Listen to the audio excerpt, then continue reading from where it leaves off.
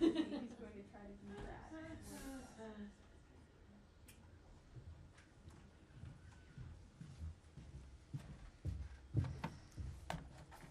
Good afternoon. I don't have anything at the top. I see Matt's not here. Who wants to do the honors? Go ahead. All right, thanks.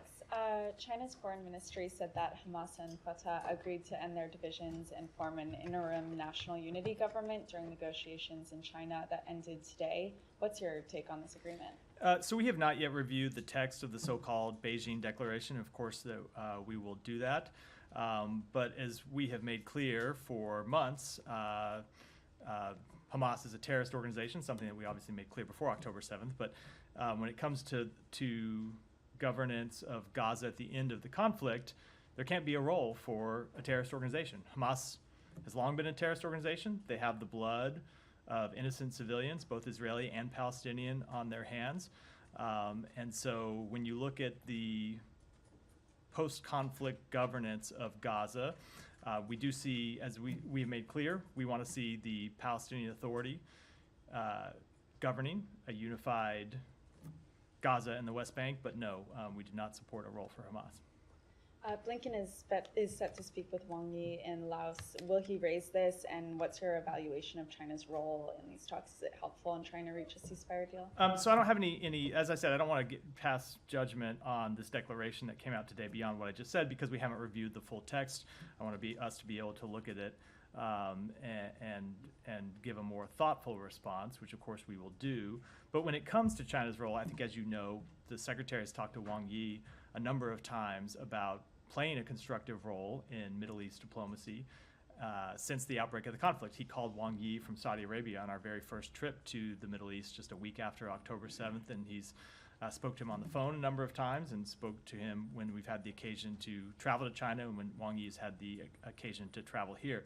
And what we have generally encouraged China to do is to use their influence with countries in the region, especially countries with whom they have a relationship with where we don't, to discourage any escalation in the conflict. So, for example, Iran, which has continues to finance and support proxies that have launched attacks on Israel, or in the case of the Houthis, have launched attacks on commercial shipping. We have used China to use its influence to try to bring those attacks to an end, and will continue to do that. And then Israel's foreign minister said that instead of rejecting terrorism, Abbas embraces murderers and rapists of Hamas. Are you concerned that this could complicate reaching a ceasefire deal, this response from Israel? We don't think that anything related to this declaration should in any way have an impact on the ongoing discussions to reach a ceasefire. As you've heard us say, we think it's an agreement is in sight. We think it's achievable. Doesn't mean we'll get there, but we have made progress in the talks. And no, I don't think either this announcement or the reaction to it should play a role in making making a conclusion of those talks more difficult. Thanks. Yeah. Thanks. Just on what Daphne just asked. So you're saying that it doesn't matter whether Hamas actually has a unity government with this, let's say, Fatah and the other groups and so on, and basically announce that they adhere to the principles enunciated by this group, by the PLO and so on. So they have no role to play whatsoever? So, Saeed, they have not announced that they accept the principles of the PLO. That is an important point that you make. Hamas has not renounced terrorism. It has not renounced the use of violence to achieve its political aims. It has not renounced the destruction of the state of Israel, something the PLO has done. It remains a terrorist organization. It remains committed to killing civilians. It remains committed to bringing about the destruction of the state of Israel. So no, we do not see an organization that believes in those tactics and believes in carrying out terrorism as a suitable organization to govern the Palestinian people. Okay, so in fact, in their statements and so on, and their discussions and their interviews, and we have seen their spokesmen engage on Arab satellite TV all the time, and they actually say that they will go along with the principles of the PLO. They accept the two-state solution. They accept whatever agreement that can come about. They are focused on the ceasefire, and achieving a ceasefire. You don't think there is anything positive in these gestures? The fact that they most recently spoke about a two-state solution as a solution to the conflict? They have not in any way committed to a two-state solution. And I just make clear, they could have, in the context of this declaration today, signed on to the principles of the PLO, and they did not. So maybe a spokesman makes statements from time to time, but Hamas as an organization has not renounced its support for violence, its support for terrorism, or its commitment to the destruction of the state of Israel, and that's an important point. So, I don't want to belabor the issue, but, looking at how much influence Hamas has had in Gaza over the past, for a very, very long time, 17, 18 years and so on.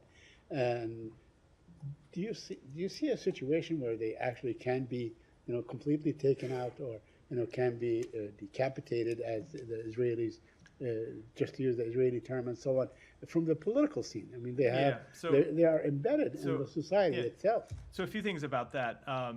As you've heard us say before, we of course believe that Israel can achieve military aims when it comes to the defeat of Hamas, but that is different, as you made clear in your question, to political aims. And we think that ultimately the best way to ensure that Hamas does not regain strength and reassert its position inside Gaza is to offer a different political path forward for the Palestinian people. And that's what we are committed to doing. That's what we have been trying to work on with all of our partners in the region.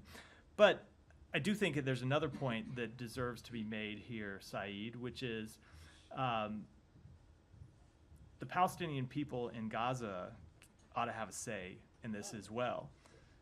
They ought to have the foremost say in choosing who their leaders are.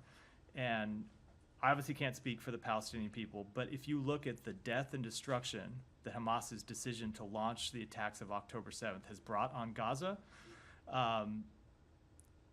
there's no one that has brought more pain and suffering to the people in Gaza than Hamas, through their decisions first to launch the attacks of October 7th, and then their ongoing decision, which continues today, to hide among civilian communities and use civilians as human shields. So that's ultimately something that the Palestinian people have to speak to through their representatives. But I will say on behalf of the United States, we do not see it in any way as acceptable for a terrorist organization to play a role in governance, because you would see what you have always seen from Hamas, which is attacks on civilians, terrorism, and a further continuation of the conflict that has plagued the people of Israel and Palestinians for decades. Well, I agree 100% with you that, the final say ought to be for the Palestinian people and nobody else. I agree with you with that. Let me ask you about, prospects for the ceasefire. Are you inclined to believe that the Israeli Prime Minister may surprise everybody and announce that he agrees to the terms of the ceasefire? What is your reading of what's going on? Because, we are probably at the point where every little detail has been discussed, every iota or every I has been dotted and every T is crossed and so on. So I don't know what the Prime Minister will say either in his speech to Congress or in any of his other public remarks. I'll leave that to him. But the discussions continue, and there are a number of issues at play that we're still working to reach conclusion on that we have not yet reached conclusion. My final question is on, there was a report that Israel bombed attentive journalists. I wonder if you know about this report. And of course, there's been something like 160 Palestinian journalists that have been killed thus far. Why is there no outrage on the fate of journalists in Gaza? So I think there's a great deal of outrage about the deaths of journalists. You have heard us speak to this, not just me, but the Secretary has spoken to this a number of times and made clear the importance we place on the work that journalists do in conflict zones around the world, and of course especially in Gaza, where we, in many cases, the world only knows about what's happening inside Gaza because journalists who risk their lives, put their lives on the line to bring us the news are there every day reporting it. And so we mourn the death of any journalist just as we mourn the death of any civilian.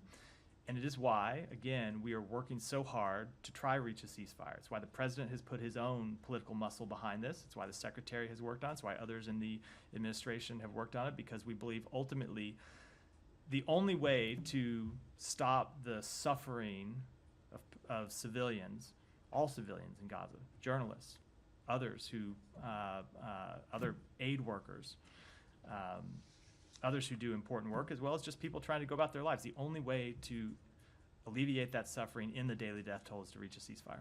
Thank you. Thank you. Republicans are criticizing Vice President Harris for not attending or not planning to attend Israeli Prime Minister Netanyahu's speech to a joint meeting of Congress tomorrow. She'll be campaigning in the Midwest, but Republicans say she's boycotting the speech. Of course, there's also no public meeting right now between Secretary Blinken and Netanyahu. Can you say if this is a boycott or if there are any concerns on behalf of the administration about the optics of meeting with Netanyahu publicly? So Republicans are going to say what Republicans are going to say. I don't spend much time worrying about that, nor do I spend much time worried about optics. I worry about substance and reality. And the reality is the Vice President's office has made clear that she had a pre-scheduled trip before the Prime Minister announced this date, which is a date he decided in consultation with Congress, not with the administration. So she had pre-announced travel. And I would just ask, what is more important, being there for a speech or meeting with the Prime Minister and talking about how we can work together to address our concerns? I would posit that a meeting is more important. Have Israeli officials reached out with any concerns? This is the first time this has happened, the Vice President not attending a speech before a joint meeting of Congress in over 3 decades, I believe. Not that I'm aware of. Will there be any meetings with other members of the delegation that will come with Netanyahu? I don't know who's accompanying him, but let's say at the State Department. I don't have anything to announce, but typically when you have a head of state or head of government meeting to the United States, there are always meetings that happen on the sidelines of that visit, and I would expect that to be the case here. Yeah. Thank you, Matt. Switching the topic, can you give us a sense of where things stand in terms of implementation of the REPO Act after yesterday's presidential memorandum, which passes some of the authorities to the Secretary of State and the Yeah, Treasury? we are working hard on it here at the State Department. There are other agencies, the Treasury Department, who have pieces that they have to implement as well. I don't have details to announce today, but we're working very hard to execute the details and execute the responsibilities delegated to us by the President. Do you have a timetable? No. There's election, all this, we have As quickly as presidential- as quickly as possible. There's important work we have to do, and we want to get that work done as quickly as possible. We want to get it right and be thorough. Japan decided to pass 3 billion from proceeds from frozen Russian assets. Do you support that decision? Of course we do. Moving to Ukraine, Ukrainian Foreign Minister is in Beijing today. Do you hold any hope in terms of any behavior change when it comes to China's supporting Russia in Ukraine? So I'm not going to make any assessments about what might happen or try to gauge expectations of what might happen, but I do think it's important that China hear directly from Ukraine about the toll that Ukraine has suffered through Russia's war of aggression, which we know China is doing a great deal to fuel through their support for reconstituting Russia's defense industrial base. We have always made clear that it is important that every country in the world recognize that in this conflict, there's an aggressor and there's a victim. And we shouldn't treat the two parties as if they bear equal responsibility or as if that this is some war that just magically popped out from nowhere without one side being responsible, and that when it comes to looking at how this war can end, it's important to remember those core principles. And so we have made that clear when we have engaged with China on the topic of the war in Ukraine. I know that other members of NATO and European countries have also made that clear to Russia, and we think it's important anytime that any country, and of course that includes China, hear directly from Ukraine. Do you expect any engagement between the Secretary and Minister Kuleba ahead of Secretary's own meeting with Chinese Foreign Minister? Well, I do not believe that Ukraine is coming to ASEAN. They're not a member of ASEAN, so he does. I don't quite understand the question. He does speak with Foreign Minister Kuleba all the time, and of course that will continue. Any call between? I don't have any calls to announce today. Final topic: Russian forces conducting second nuclear missile launcher drills in less than 2 months. What do you think they are doing there, and what is your reaction? I don't have any assessment for that from here. Yeah, go ahead. Thank you. I have 2 questions. One on Sudan. You just released a statement on the talks that will be held in Switzerland next month. Why did the U.S. move the talks from Jeddah, Saudi Arabia to Switzerland, and what do you expect from these talks? So first of all, I wouldn't frame it as the United States. These are talks that we hope will take place, that will be co-hosted by the United States, the government of Switzerland, and Saudi Arabia. And the goal of these talks is to build on the work that has already taken place in Jeddah and to try to move them to the next phase. We continue to believe there is no military solution to the conflict in Sudan, and we believe that convening these national ceasefire talks and making clear that they are backed by key international stakeholders is the only way to end the conflict in Sudan, to prevent the famine that exists there now from spreading, and to create space to restore the civilian political process. So we hope that the SAF and RSF will accept this invitation that we've extended to them. And as I said, it is not just from us, it's from the government of Switzerland, the government of Saudi Arabia, and I would note that these talks, should they go forward, will be joined by observers from the African Union, Egypt, the United Arab Emirates, and the United Nations. Did you receive any response from the Sudanese The parties? invitation just went today, so we have not yet, but we're certainly hopeful that they will accept. We think it's important that they use this opportunity to negotiate a ceasefire, to stop this horrific conflict and help ensure humanitarian access gets to the Sudanese people who need it. And on Iran, the Iranian president has said today that Iran stands ready for all negotiations on nuclear program. What's your reaction? So we have long made clear that we support diplomacy. We see that as the chief route to dealing with Iran's nuclear program. But we're a long way from that right now, especially when you see the steps that Iran has taken to flagrantly flout the requirements of the IAEA. And so we would hope that as a first step, Iran would come back in compliance with the demands of the IAEA that they have been, as I said, flouting here today. Does it mean Sorry, go ahead, Michelle. that you're not ready for talks with the new president? So let me back up and say, while we certainly saw the comments from the new president, I do think it is important to remember that ultimately these decisions are decisions that are made by the supreme leader, and we have not made any assessment that Iran is yet changing its overall strategic approach to these issues. And finally, on this, that means you're waiting to hear from Khamenei, not from the president. I don't have anything to add beyond what I just said on that. So. Thanks. Sorry, just to follow up on Sudan. The Jeddah talks have been unsuccessful so far. What makes you think that this format will be more successful in reaching a deal? So the way to answer that is, I can't give you any assessment on the likelihood of a deal, but we just want to get the parties back to the table. And what we determined is that bringing the parties, the three host nations, and the observers together is the best shot that we have right now at getting a nationwide cessation of violence and getting a ceasefire that would allow humanitarian actors to surge humanitarian assistance in and get back to this place where we can find a mechanism to restore the democratic transition that Sudan was on. And so we are looking, this is the Secretary spoke to this on Friday. Sudan right now, unfortunately, doesn't get all the attention it should from, I believe, the world. It certainly gets attention from us here. We know it gets attention from others in the region and others in the international community.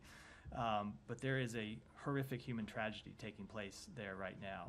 These two parties that continue to fight each other and put civilians at risk and bring civilians, not just through direct harm, but harm through the humanitarian crisis that has been created. So we're looking for anything we can do to get these talks restarted and try to get a ceasefire. And so if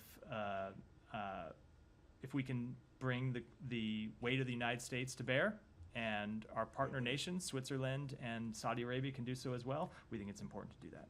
Aside from the location, obviously, are there any changes to the format being made that you hope will help move this forward? I don't want to talk about the details of how the talks would proceed. I think it's something that we ought to hold and discuss with our partners before making those public. But ultimately, these are decisions that SAF and the RSF have to make. They're the parties to the fight. They're the parties that are putting their own countrymen in such grave danger and costing the lives of so many of their innocent countrymen. And so we're going to do all we can to get these talks restarted with our partners, and we'll hope that the SAF and the RSF will come to the table for talks. They've committed to make various steps in the past and have blown through them time and time again. And so we're hopeful that this would be an opportunity to finally get our way to a ceasefire. Matt, thanks. Donald Trump's confirmed that Netanyahu is going to go to Mar-a-Lago tomorrow. Do you have any concerns that this meeting is happening ahead of his Congress address and also meeting with the president? And I have one more after that. I don't. Look, obviously we have one president at a time, and I think it's always important that everyone remember that. But at the same time, it's fairly common that heads of state and heads of government in foreign countries meet with political parties while they're here in the United States and meet with nominees for president while they're here in the United States, and we do the same thing. The Secretary has met with opposition leaders and opposition candidates a number of times in his visits around the world, so that in itself is a fairly routine event. And, both on behalf of other countries and on behalf of the United States. And one, just going back to the region, there's a report about this. It's described as a secret meeting with the UAE about the Gaza Day After plan, and the reporting is that State Department Counselor Tom Sullivan attended. Can you confirm whether that meeting took place, and if yes, whether you can give us any more information about it? So that meeting did take place. Tom Sullivan was in the UAE at the end of last week to advance our plans around a ceasefire and advance our plans around the day after. But as often happens, I know people will portray these meetings as secret, but oftentimes these meetings involve pretty delicate, sensitive discussions and sensitive negotiations, and there's a reason we don't make the topics of those discussions public, and I think I will decline to do so here. Just one more, because there's an op-ed coming from the Emiratis as well. Their special envoy wrote about this. She said that the plan involves deploying a temporary international mission to Gaza.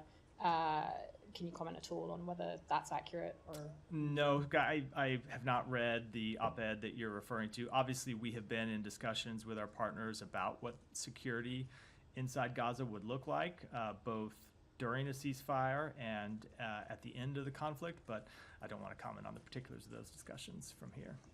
Just to follow up on that. Yeah, go ahead. On the day after plans, can you give us an understanding as to how far along those plans actually are? If you guys have agreements in terms of the countries that would partake in this international force to stabilize Gaza? You're stipulating something as fact that I have not said as fact from here, but go ahead. Okay, well, if you would like to, describe it in your own words, have at it. But just, are these agreements still in the works? Are they almost done? Are they ready to roll out, day 2 after a ceasefire? Just give us an understanding of where that stands. So it really does vary when you look at at different aspects of what's required for Gaza. We have had a number of discussions, including fairly advanced discussions with countries in the region about the security situation, how to address the security situation and ensure security in Gaza, and the same is true for governance. And there are proposals that we have put forward to our Arab partners.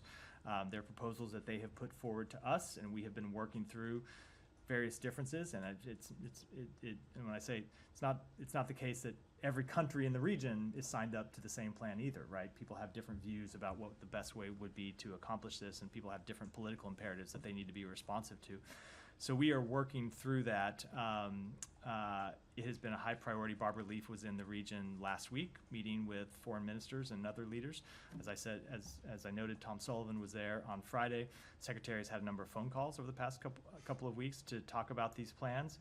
And I don't want to put a timetable on them, other than to say it is critical that the work move forward, and that's what we are working to do. Okay, and then just one question on the previous question she had about Trump meeting with Prime Minister Benjamin Netanyahu on Thursday. Are you guys concerned at all about the former president trying to influence the Prime Minister at a moment when there are these tense, high-stake negotiations to come to a ceasefire and hostage agreement? I don't know what the former president will do, just as I don't know what any private citizen will do in a meeting with the prime minister or other officials with the government of Israel or any government. I would just say, speaking generally, that we would hope every American would. But there's certain things he's allowed to do and not allowed to do. Yeah, sure. But I'll just say we would hope that every American would find it in the interests of the United States to work towards a ceasefire, to work to get a ceasefire over the line, to work to get the American hostages home. Remember, there's still Americans who are held hostage, not just Israeli citizens, but Americans as well. And so we believe it's in the interests of everyone in the United States to try and reach a ceasefire that gets our hostages home, as well as ends the suffering of Palestinians, and of course that includes Palestinian Americans who are in Gaza, and helps us build better, broader security and stability for the region. And can I just ask one clarifying question on that? The Hatch Act prevents citizens who don't have authority from the United States from directly or indirectly having correspondence with foreign governments to try and influence the measures or the conduct of those foreign governments. Is that the Hatch Act or the I mean, Logan sorry, Act? it's the Logan Act. Yeah. I'm thinking My Hatch old Act. DOJ hat on here. Yes. I still remember. I Thank remember you. little bits and pieces of it crawling around back here somewhere. How would you guys know if the Logan Act was violated here, given you're not going to have any U.S. official in these meetings? Maybe you have a plan for getting a readout. Can you just explain to us how you know? I think when it comes to any question about enforcement of U.S. law, I would defer entirely to the Justice Department. I don't think it's appropriate for me to comment in any way. Okay.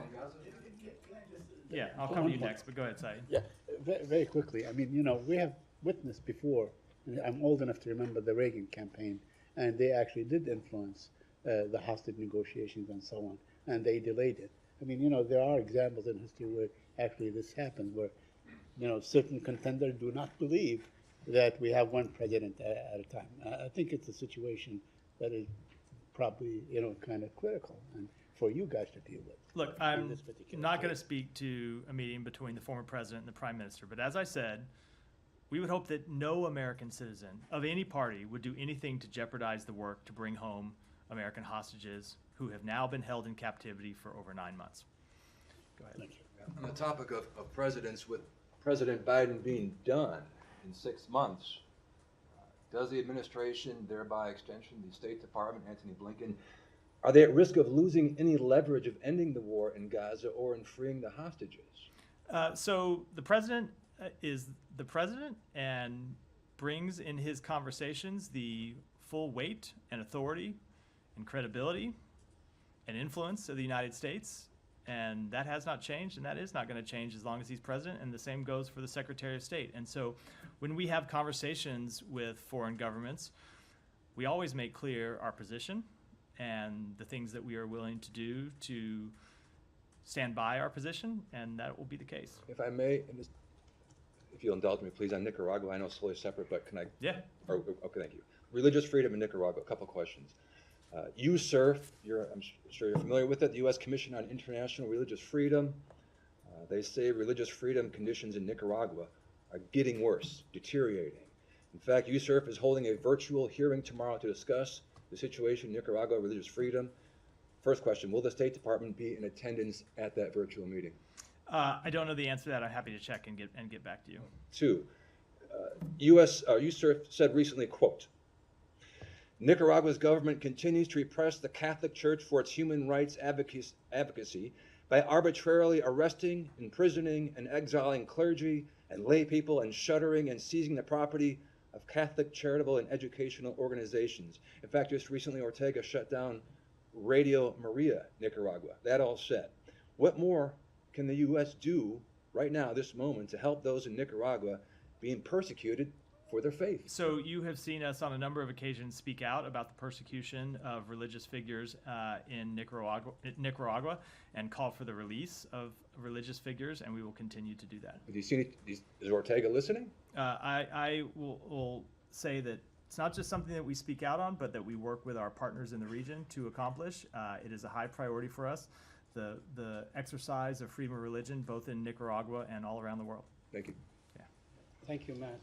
Today, Secretary Blinken met with the Yazidi Society leaders here at the State Department.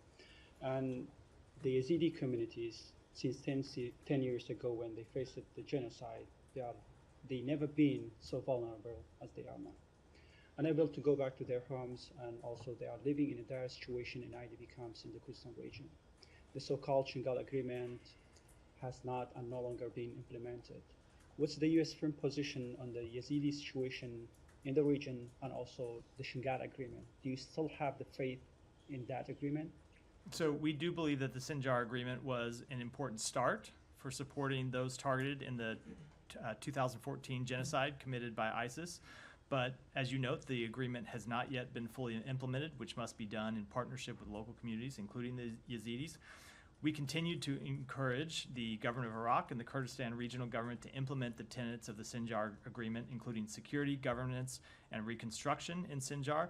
The upcoming 10th anniversary of the ISIS genocide represents an important moment to demonstrate meaningful progress, and that's what the Secretary discussed with those with whom he met today. And I think you know that the Shingal is a disputed area between two governments, Erbil and Baghdad, and there are several militia groups have control over the area. And this has political infighting has prevented the reconstruction of the city. So what roles the U.S. can play in bringing the situation to an end and also give a relief to the Yazidi communities? So for protection for vulnerable ethnic and religious communities in Iraq has always been a priority for the State Department.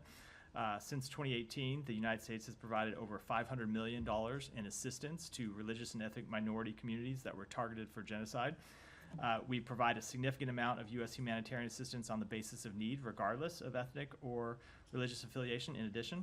And we continue to advocate for the security of Sinjar to be in the hands of federal police and Iraqi security forces, including the local police force established under the Sinjar Agreement. Yeah. Thank you, sir. Israeli Prime Minister Netanyahu is here, and there's a big protest planned for tomorrow outside the Capitol Hill. At the same time, Outside which building? Hill. The State Department? Yeah, Hill, not the State Department. Oh, the Hill. Inside yeah. the Hill. Yeah. At the same time, there are large groups expected in favor of Netanyahu also. The local media reports that there is a possibility of clash and disturbance on the streets of DC tomorrow. What are your thoughts on that? What is your message to the protesters coming here from different states? So look, we, as you hear us say, when we talk about protests around the world, and typically we from the State Department don't talk about domestic matters. There are other agencies inside the U.S. government that do so. But of course, we think all protests should be held peacefully. We support the right of Americans to protest. It's one of the things that makes America great. And strengthens our democracy, and so it's people speaking their minds, either to the United States government to United States government officials or to foreign government officials who are in town. We support people's right to do that, but of course, those protests in any event should remain peaceful. The Pakistani government was deporting millions of Afghan refugees, but on the intervention of UN and United States, Pakistani government extended their stay for 1 more year. What are your thoughts on this decision, and what is your comment on the situation of Afghan refugees in Pakistan? Let me take that back and get you an answer. So one last question, Yeah. if I may. So Pakistani, on the directions of Pakistani government, the police raided the offices of a political party and arrested the spokesperson. They're also trying to ban this political party. You spoke about it last week, but what is your reaction on the raids on the offices of the political party and arrest of their spokesperson? So we have seen the reports of the arrests of PTI leaders. We are always concerned when we see arrests of opposition leaders. I'm always personally concerned when I see the arrest of a spokesperson. We support the peaceful upholding of constitutional and democratic principles, including the rule of law, equal justice under the law, and respect for human rights like freedom of expression and freedom of peaceful assembly, and we urge that these principles be respected in accordance with Pakistan's constitution and laws. Go ahead. Yeah. Thank you, Mr. Mayor. Thank you, everyone, and good afternoon, each and everyone who are sitting here. My name is Nirunira. I'm from Bangladesh, and I'm proud Bangladeshi American, living in this country last 24 years. I live in New York. I come here to talk one thing: the running president in my country, what he is doing. The way we speak every time, thousands of students are killing, and especially women students, they got raped, killed under that prime minister we call illegal, which is true, he is illegal, unelected prime minister Hasina Sheikh, what he is doing in my country right now. It's my concern. I know that concern of USA, and always we believe is superpower, and I live in this country, and what I say, what I can help from you for my country, Bangladesh. I want to see my country, Bangladesh, live, and everything is smooth. Thank you. So we continue to closely follow developments in Bangladesh and call for calm and de-escalation. And as I said yesterday, we condemn any acts of violence, whether they be acts of violence committed against peaceful protesters or they be acts of violence committed by people who are protesting the actions of the government. We support peaceful assembly, we support peaceful protest, but in all cases, they ought to be carried out peacefully, and the government should refrain from acts of violence against peaceful protesters. But I would say that when it comes to Bangladesh, we also remain deeply concerned by reports of ongoing telecommunications disruptions across the country, which limit the ability of people in Bangladesh, including American citizens there, to access critical information. That's something we have spoken out against in other countries, and we speak out against it when it comes to Bangladesh as well, and we'll continue to make those concerns known. Follow up on Bangladesh. Yeah. Yesterday, I informed you that there's thousands of people are getting killed under the direction of Hasina Sheikh, the illegal Prime Minister of Bangladesh.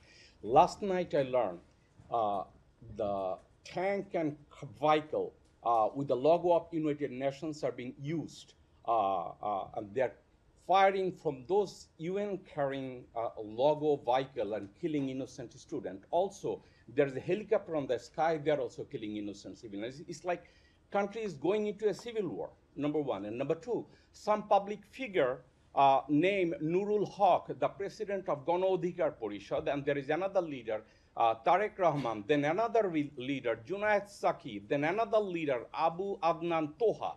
Everyone is getting kidnapped by the government forces, and they're taking advantage because there is no internet, there is no telephone communication, and Prime Minister is sitting down at Gano Bhavan and directing police, army, RAB, and other law enforcement agencies just keep killing because world cannot watch what is going on. I know Europe satellite and American satellite cannot take the picture because there is no internet. And I have third question, if you allow me. America is the proponent of democracy and institutes of democracy in all over the world. We respect that. But under the direction of General Asif Munir of Pakistan and the Chief Justice of Faiz Issa, they are destroying every single democratic institution in Pakistan. There is no reflection of the people's choice in Pakistan. Do you think America, other than showing concern and expect something, do you think that country is on the right direction? So I think that what we as the United States have always done, and I should say what we have always done when we are at our best, is to speak out for democratic values around the world and make sure that, and make clear that countries are strongest when they uphold democratic values, countries anywhere in the world, and that's what we're going to continue to do. That's our greatest strength, and it's what will continue to guide our approach. Do you think Hasina Sheikh and the authorities in Pakistan, they are listening what American and European governments are asking them to do? So we will continue to make our priorities clear. We will continue to make our values clear. Does every country in the United States or in the world do exactly what the United States or any country in Europe or any other country around the world thinks they ought to do or thinks how they ought to handle every situation? Of course not. Sovereign countries make their own decisions. They always have. They always will. What we can do is impress upon countries what we believe are the right way to approach questions of fundamental freedom, questions of democratic values, questions of human rights, and bring all the influence we can to bear to urge them along that path, and that's what we'll continue to do.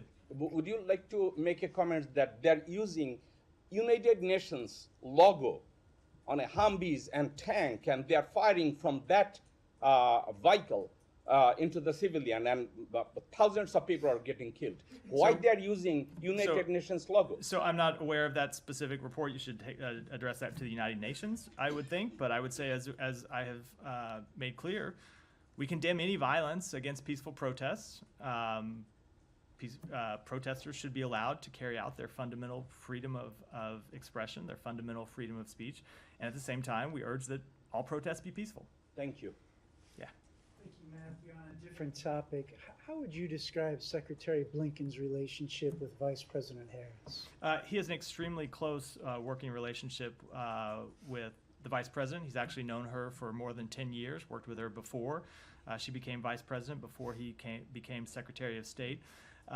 He spoke to some of this morning when he talked about how he's seen her inside the Oval Office, inside the Situation Room, and overseas, asking tough questions about difficult issues and really getting to the heart of some of the difficult foreign policy choices that we face, and that he has been impressed by her both command of various foreign policy issues, but just as importantly, her insights into getting at what really can be the nub of an issue and trying to determine how we as a nation can move forward in a way that serves the American people.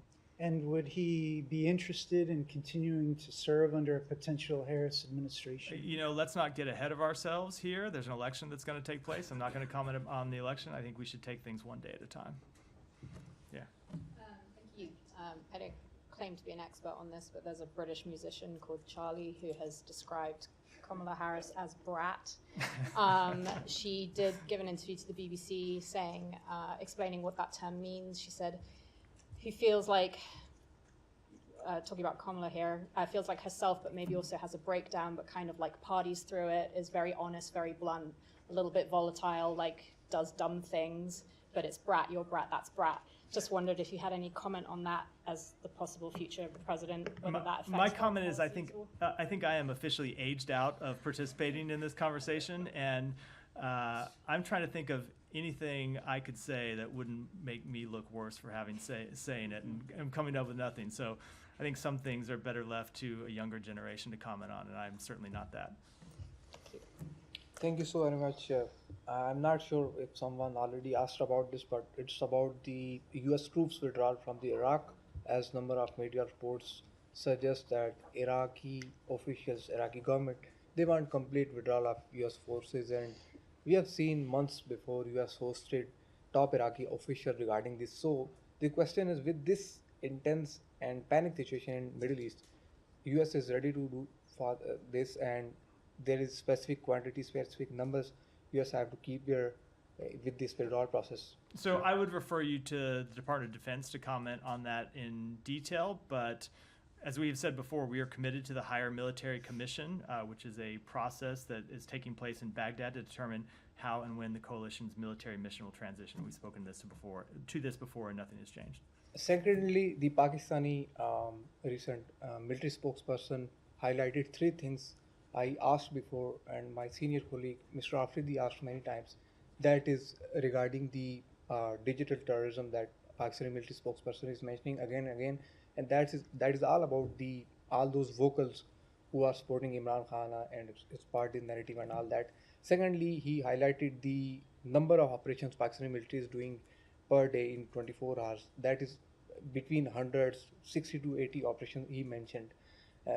So there are two questions. So I already asked before that the firewall Pakistani government introduced to curtail media freedom, social media freedom, and secondly, the Pakistani officials, the security officials, they are again hinting more US military assistance or something like that.